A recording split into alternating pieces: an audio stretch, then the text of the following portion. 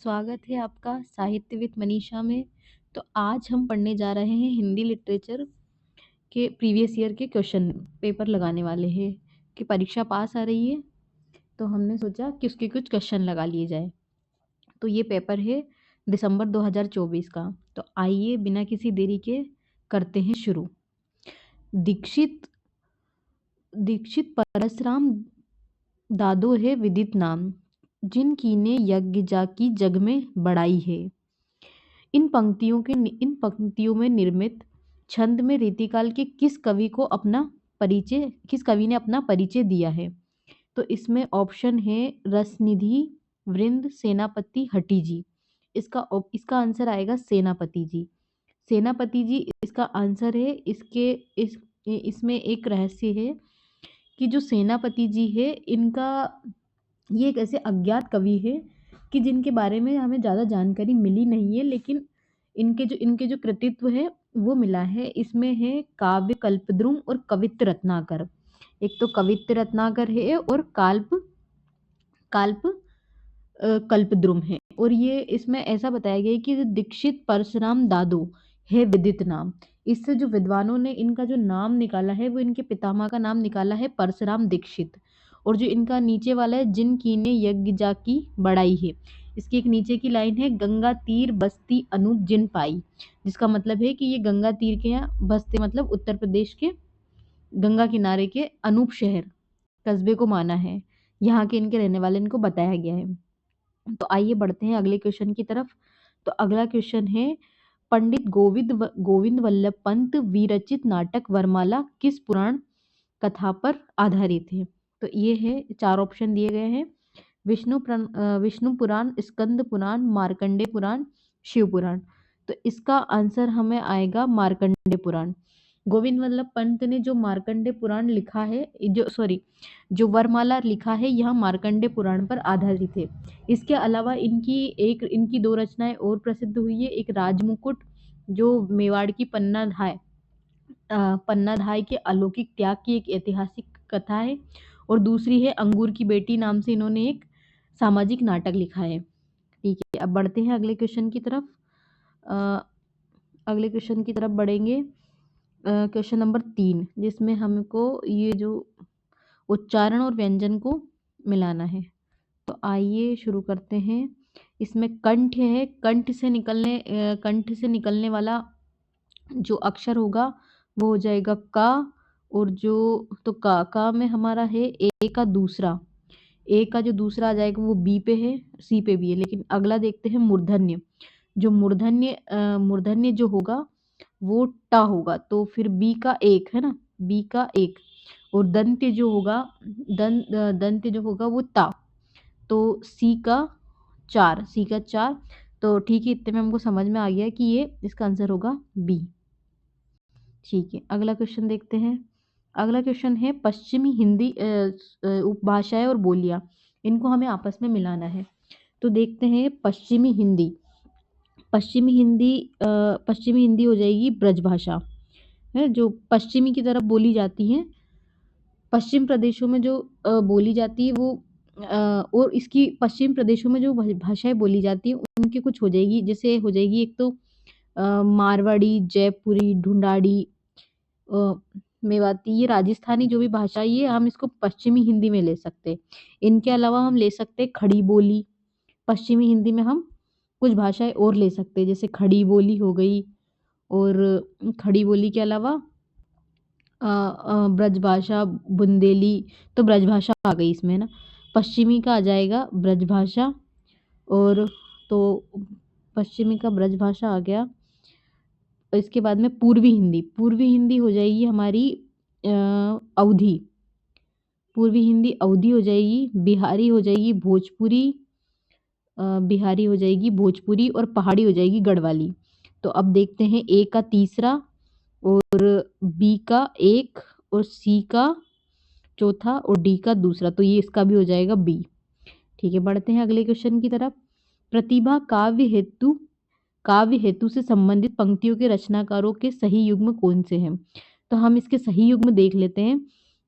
इसका सही युग्म है, एक तो दिख रहा है हमको कवित्व बीजम प्रतिभानम, कवित्व बीजम प्रतिभानम, ये जो लिखा है ये लिखने वाले हैं वामन, मतलब एक एक ये वाला सही हो रहा है और सही युग में है ना। और इसके बाद में जो एक और जो दिखने वाला है वो है प्रज्ञा नवन वोन्मेषी शालिनी प्रतिभा मता।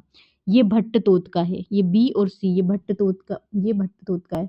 यह भट्टतोत ने अपनी रचना काव्य कौतुक में कहा है।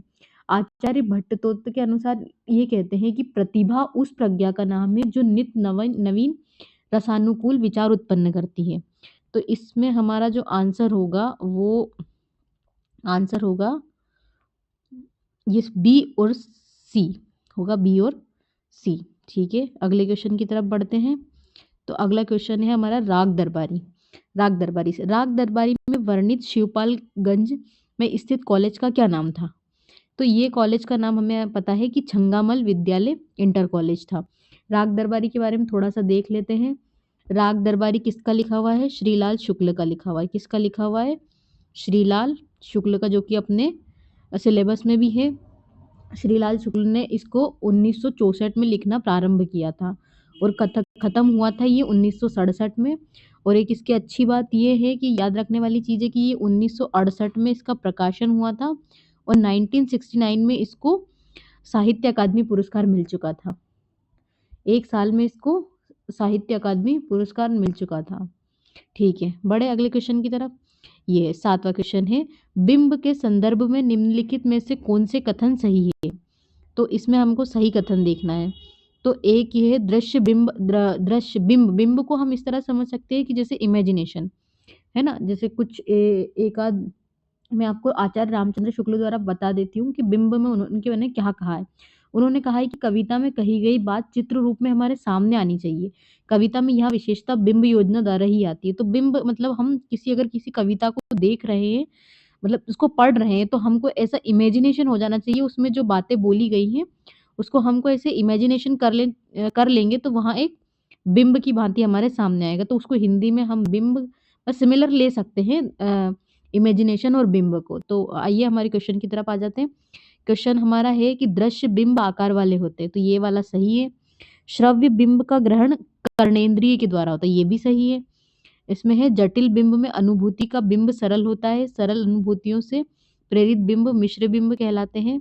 तो इसमें सही केवल हमारे ए और बी होंगे। ठीक है, चलो बढ़ते हैं अगले क्वेश्चन की तरफ। निम्नलिखित में से कौन से युग्म सही है? तो इसमें हम सही है तो देखें, फोर्ट विलियम कॉलेज ये लॉर्ड वेलेस्ली के टाइम पे खुला था, जो कि सही है, 1800 में ही खुला था। राजा राम मोहन राय ने हिंदू कॉलेज की स्थापना 1817 में करी थी, ये भी सही है। ब्रह्मा समाज ब्रह्मा समाज ब्रह्मा समाज की स्थापना नहीं, ये 1824 में नहीं हुई थी, इसकी स्थापना हुई थी 1828 में। ठीक है, इसकी स्थापना कब हुई थी? 1828 में, और सॉरी 28 में। और आर्य समाज की स्थापना दयानंद सरस्वती जी ने, ये थोड़ा सा 70 है इसमें, लेकिन 75 में करी थी। किसने? दयानंद सरस्वती जी ने। ठीक है, और अब भी देखते हैं प्रार्थना समाज। तो प्रार्थना समाज की स्थापना ये भी 1867 में की गई थी। इसमें इनकी स्थापना आत्माराम पांडुरंग किसने करी थी? इसकी स्थापना आत्माराम और गोविंद रनाडे ने करी थी। किसने करी थी? गोविंद रनाडे, और एक और थे इसमें आरजी भंडारकर। ठीक है, ठीक है, बढ़ते हैं हमारे अगले क्वेश्चन की तरफ। ठीक है, हाँ सॉरी, तो इसमें भी हमको बताना पड़ेगा कि ये कौन, तो ये इसमें ए और बी कौन सा आ जाएगा? इसमें हमारा बी वाला आ जाएगा, इसका आंसर हो जाएगा बी। ठीक है, बढ़े अगले क्वेश्चन की तरफ। अब हमारा नवा क्वेश्चन है, सही पंक्तियों को कहानी के साथ सुमेलित कीजिए। उसे बार बार यहाँ लग रहा था कि उसकी देशभक्ति सच्ची देशभक्ति नहीं है, वरन मजाक है। ये राही कहानी का कथन है। तो हाँ, ये राही कहानी का कथन ये सही है। मैं रसाल की डाली थाम कर पास ही खड़ा था। पिता नहीं, ये पिता का नहीं है। मैंने देखा प्रकाश के धुंधले नीले आकाश के तट पर जो चमगादड़ नीरव उड़ान से चक्कर काट रहे हैं। परिंदे नहीं, ये भी परिंदे का नहीं है। उसके अंदर प्रकाश है, बाहर आशा। विपत्ति अपना सारा दल बल लेकर आए ईदगाह। हाँ, ये जरूर सही है। तो ये हमारे और एक और है, हाथ धोते समय वहां हेमा की उन चूड़ियों से भरी कलाइयों को बेझिझक देखता रहा। क्या ये राजा निर्बंसिया का है? नहीं, ये राजा निर्बंसिया का भी नहीं है। तो इसके जो केवल सही है वो ए और बी ही है। वो राही कहानी का है एक, और दूसरा है, नहीं, एक हाँ, एक राही कहानी का है। एक तो हमारा हो गया राही कहानी, और दूसरा हो जाता है हमारा, ठीक है, चले अगले क्वेश्चन की ओर। अगला क्वेश्चन है हमारा, हाँ सही है वो ए, और इसका बी आएगा।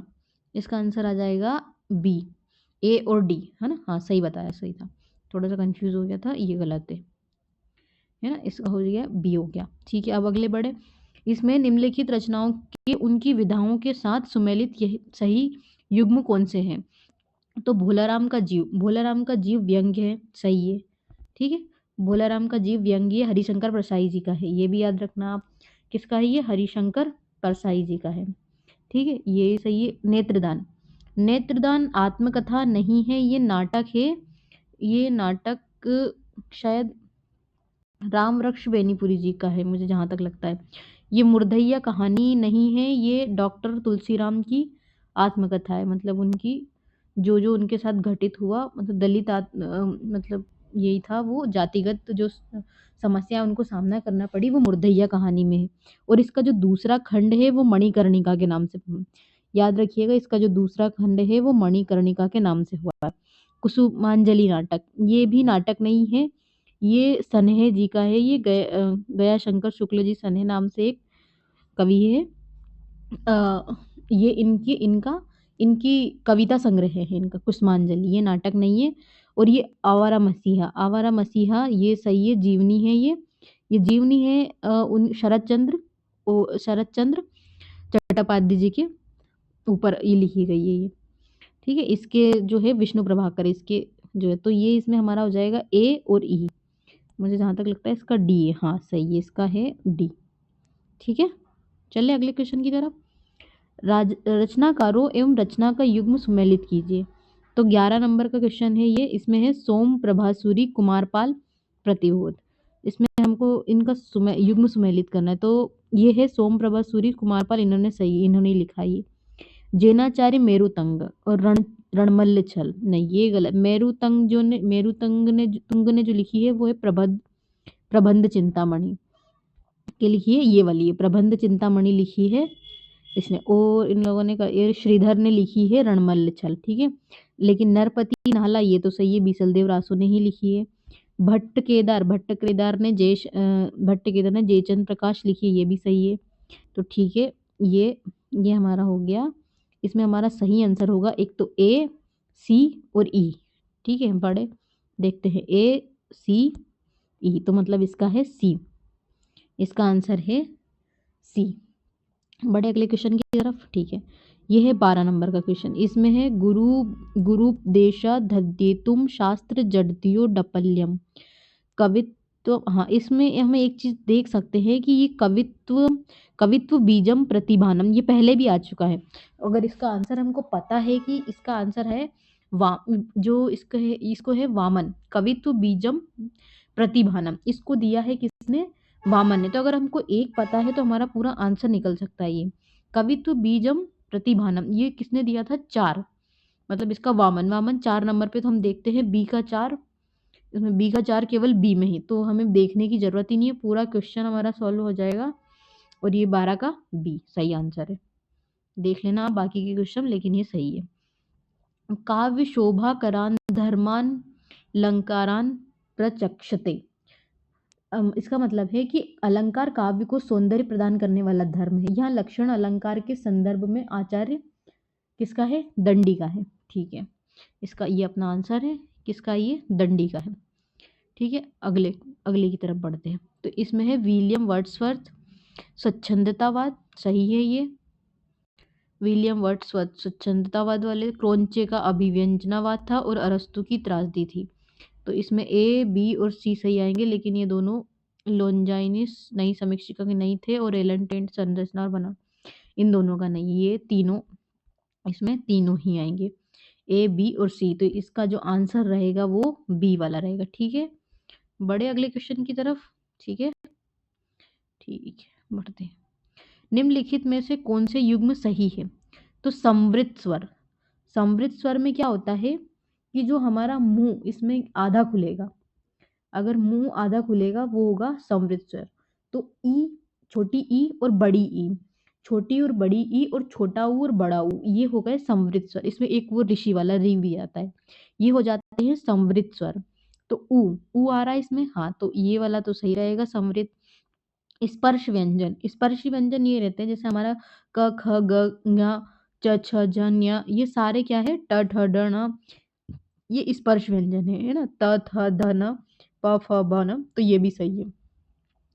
लेकिन विवृत स्वर में आ ये नहीं है, और संघर्षी व्यंजन आ ये भी नहीं है, लुंठित ला ये भी नहीं है। तो ये 15 का केवल क्या आ जाएगा, ए और बी, केवल आ जाएगा ए और बी। बड़े अगले क्वेश्चन, जामुन का पेड़, जामुन का पेड़ ये लिखा गया है कृष्णचंद्र की रचना है, किसकी, इसमें ये एक व्यंग है, आपने अगर देखा हो व्यंग टाइप जैसा है, ये कृष्णचंद्र का है, जिसमें वो एक जामुन के पेड़ में एक आदमी फंस जाता है, जिसको निकालने के लिए जो अफसरों की जो मतलब जो अफसरों का भ्रष्टाचारी और जो उनका आलस्यपन जो इसमें निकल के आता है, वो इन्होंने दिखाया है। जो वो बहुत व्यंग्यात्मक तरीके से देखना है, जब पढ़ते हैं, जब उसके संवाद पढ़ते हैं, तब इसको पढ़ने में बहुत आनंद भी आता है, और हमें पता भी चलता है कि कैसे फाइलों के द्वारा और कैसे एक परमिशन ना मिलने के कारण बेचारा वो आदमी उसमें फंसा ही रहता है। तो उसके कुछ संवाद है।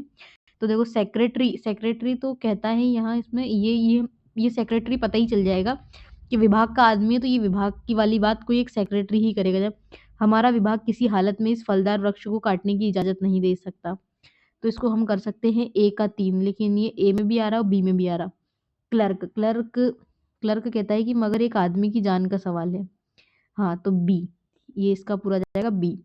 और माली कहता है कि अच्छा हुआ कि तना तुम्हारे कूल्हे पर गिरा, अगर कमर पर गिरता तो रीढ़ की हड्डी टूट जाती। और आदमी कहता है कि अगर इस तरह, तो वो आदमी फंस जाता है, तो वो कहता है कि अगर ऐसा चलता रहा तो मैं तो मर जाऊंगा। तो ठीक है, ये हो गया इसका बी।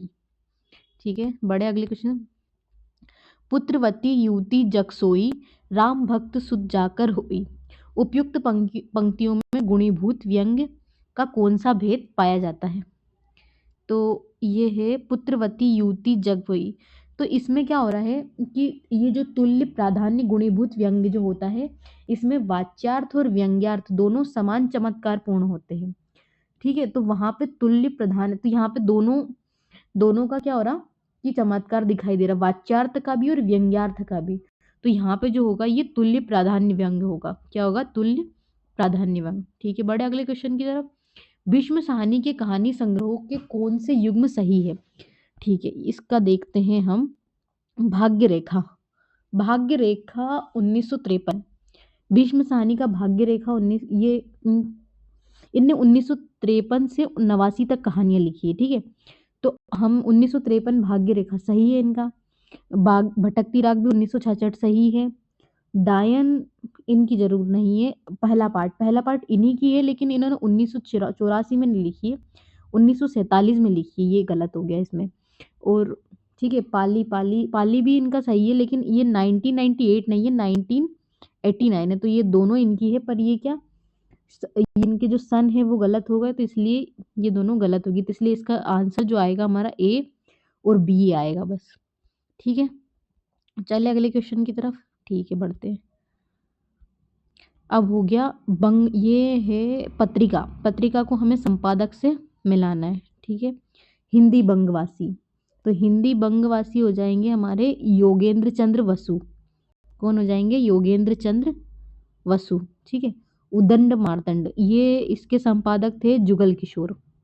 कौन थे? जुगल किशोर। बंगदूत के थे राजा राम मोहन राय, और भारत जीवन के जो थे वो रामकृष्ण वर्मा। तो आइए हम इसको देख लेते हैं कि कौन कौन हमारे इसमें होगा। तो ये वाला जो होगा, मतलब ए का हिंदी बंगवासी हो जाएंगे योगेंद्र चर, तो ए का 2, बी, ए और बी दोनों में आ रहा है, लेकिन बी को और देख लेते हैं।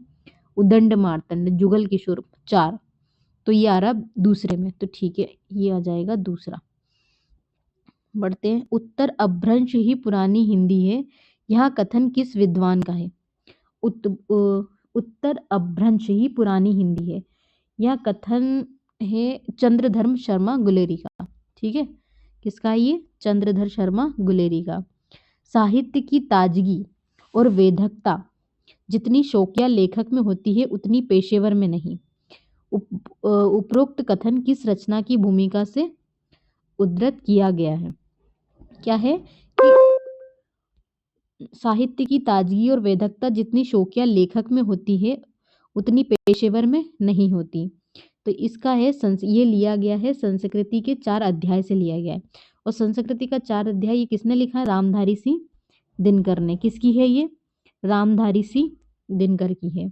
और इसके लिए उनको साहित्य अकादमी पुरस्कार भी मिला है। ठीक है, और जिसका सन है 1959। किस में मिला है? 1959 में मिला है। संस्कृति के 4 अध्याय रामधारी सिंह दिनकर का है, इसके लिए उनको 1959 में वो भी मिल चुका है। अगला प्रश्न है हरिवंश राय बच्चन ने अपनी आत्मकथा कितने खंडों में लिखी है? तो इनकी आत्मकथा 4 भागों में है। ठीक है, कितने भागों में है? 4 भागों में। आइए इसकी हरिवंश राय बच्चन की अपन कुछ रचनाएं देख लेते हैं। एक है हमारे जो सिलेबस में है, क्या भूलूं क्या याद करूं। क्या भूलूं क्या याद करूं 1969 की है। और नीड़ का निर्माण फिर ये 1970 की है। और बसेरे से दूर कौन सी है?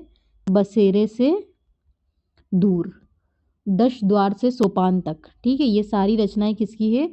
हरिवंश राय बच्चन की। और इनकी आत्मकथा कितने खंडों में लिखी है? 4 खंडों में। बड़े अगले क्वेश्चन की तरफ। ठीक है, भारतेंदु युग के रचनाकारों को काल क्रमानुसार व्यवस्थित कीजिए। तो इसमें हमको करना है भारतेंदु हरिश्चंद्र। इसमें सबसे पहले रहेंगे हमारे बालकृष्ण भट्ट। कौन है? बालकृष्ण भट्ट, मतलब बी सबसे पहले।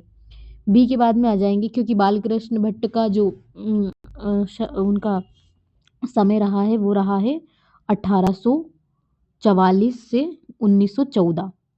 कब तक रहा है? 1914 तक। और भारतेंदु हरिश्चंद्र जी का रहा है 1850। इनका कब से रहा है? इनका 1844 से शुरू हो गया था। और इनका रहा है भारतेंदु जी का 1850 से लेकर 85 तक। इन्होंने इतने छोटे से कार्यकाल में इन्होंने इनके कितनी सारी रचनाएं कर दी है। इसके बाद आ जाएंगे बद्री नारायण चौधरी प्रेमघन। ये प्रेमघन के नाम से प्रसिद्ध है। ये आ जाएंगे 55 से लेकर 23। तो डी पे आ जाएंगे हमारे बद्री नारायण प्रेमघन।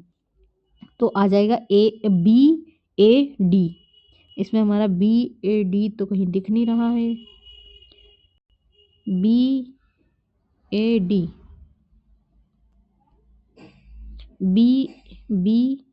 हाँ सॉरी, BAD नहीं होगा, BA पहले हो जाएंगे हमारे बालकृष्ण भट्ट जी, फिर भारतेंदु हरिश्चंद्र जी, और ई के बाद में हो जाएंगे हमारे इसके हाँ एक सॉरी लाला निवास मिश्र, वो जो 1851 से ले। ये है 51 से 87 तक है। ये 51 से 87 तक है। फिर डी हमारे हो जाएंगे बद्री नारायण जी, और सी हो जाएंगे हमारे सबसे आखिरी में प्रताप नारायण मिश्र, जो कि 56 से लेके, जिनका कार्यकाल 94 तक है। कब से? 56 से लेके 94 तक। ठीक है, बड़े अगले क्वेश्चन की तरफ।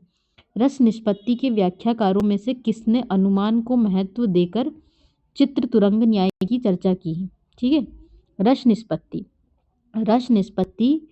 रस निष्पत्ति के व्याख्याकारों में से किसने अनुमान को महत्व देकर चित्र तुरंग न्याय की व्याख्या की है? चित्र तुरंग भट्टलोलक, शंकुक, भट्टनायक और अभिनव गुप्त। ठीक है, इसका जो आंसर है शंकुक। शंकुक रस प्रक्रिया के लिए एक नए तथ्य को प्रस्तुत करते हैं। ठीक है, बड़े अगले क्वेश्चन की तरफ बढ़ते हैं। निम्न में से कौन से कथन सत्य नहीं है? दया नारायण निगम ने अध्यापक पूर्ण सिंह के शिव शंभू के चिट्ठे की आलोचना जमाना में की। ये कहा है रामचंद्र शुक्ल ने। ये कथन है, अभी हमको देखना है कि ये सत्य नहीं है या नहीं है। ठीक है, अभी है हमारा फिर इसके बाद में बाल मुकुंद गुप्त ने बेसवाड़ी के मूलवासी सरस्वती संपादक हजारी प्रसाद द्विवेदी पर कठोर व्यंग किया था। रामविलास शर्मा। अच्छी हिंदी बस एक व्यक्ति लिखता था और वो था बाल मुकुंद गुप्त। आचार्य हजारी प्रसाद द्विवेदी। उस शेर को पढ़कर मैं रात भर बेकरार रहा, मजे ले लेकर बार बार पढ़ता रहा और झूमता रहा। पद्म सिंह शर्मा। भला इस संसार को बनाने का क्या काम था? व्यर्थ इतने उल्लू एक संग पिंजड़े में बंद कर दिए। भारतेंदु। तो इसमें हमारा जो कथन बिल्कुल जो सही है, सही देखना है, सही नहीं देखना है। क्या देखना है? सही नहीं देखना है, हमें ये भी पढ़ना पड़ता है वरना हमारा क्वेश्चन गलत हो जाता है। ठीक है, तो हमारा इसका आंसर हमारा रहेगा, देखते हैं हम, इसमें है ए बी और सी। इसका आंसर है ए बी और सी। क्या है? ए बी सी, मतलब इसमें ये जो कथन है गलत है। दयानारायण निगम ने अध्यापक पूर्ण सिंह के शिव शंभू के चिट्ठों की आलोचना। जमाना से नहीं, ये रामचंद्र शुक्ल का कथन नहीं है, दूसरा भी नहीं है और सी भी नहीं है। इसमें सही कौन सा है? बस एक ही है कि उस शेर को पढ़कर मैं रात भर बेकरार रहा, मजे ले लेकर बार बार पढ़ता और झूमता रहा। भला इस संसार को बनाने का क्या काम था? व्यर्थ इतने उल्लू। ये दोनों सही है, बाकी सही। तो ठीक है, अगले क्वेश्चन करते हैं हम अगली वीडियो में। इसके मिलते हैं आपसे अगली वीडियो में। तब तक बने रहिए मेरे साथ इसी सीरीज में।